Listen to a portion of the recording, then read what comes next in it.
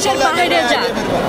এখন সে দেশকে এত পরিমাণ ভালোবাসে, দেশের মানুষকে এত পরিমাণ ভালোবাসে, সে ওইখানে যায় একটু সুস্থ বোধ করাতে তার ছেলে আমাদের তারুণ্যের অহংকার তারেক রহমানকে বলে আমার দেশের মানুষ যেখানে আছে আমি সেই দেশে ফিরিয়ে যাব।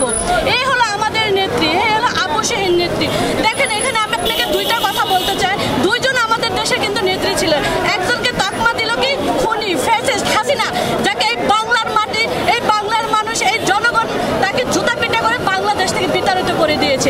এই হলো একজন, আরেকজন হলো আপোষহীন নেত্রী, যার আশাতে বিভিন্ন জেলা থেকে নেতা কর্মীরা এসে এখানে যে আজকে তার আনন্দ উচ্ছ্বাস, সেখানে বোঝা যায় আমাদের দেশের মানুষ কতটা তাকে ভালোবাসে বা সে আমাদের কতটা এই দেশকে ভালোবাসে।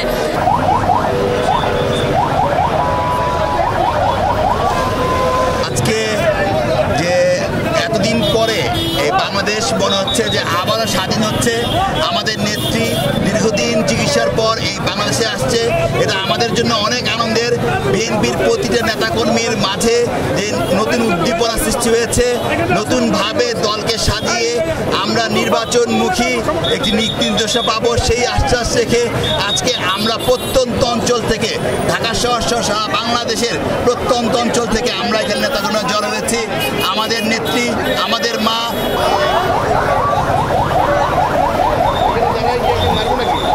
আমার নেত্রী দেশনেত্রী বেগম খালেদা জিয়া দীর্ঘ 4 মাস চিকিৎসা শেষে আজকে বাংলাদেশে আসতেছে।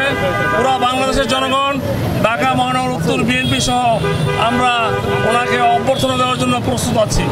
খালেদা জিয়া বাঁচলে দেশ বাঁচবে, খালেদা জিয়া বাংলাদেশ ইনশাল্লাহ আমরা বিশ্বাস করি।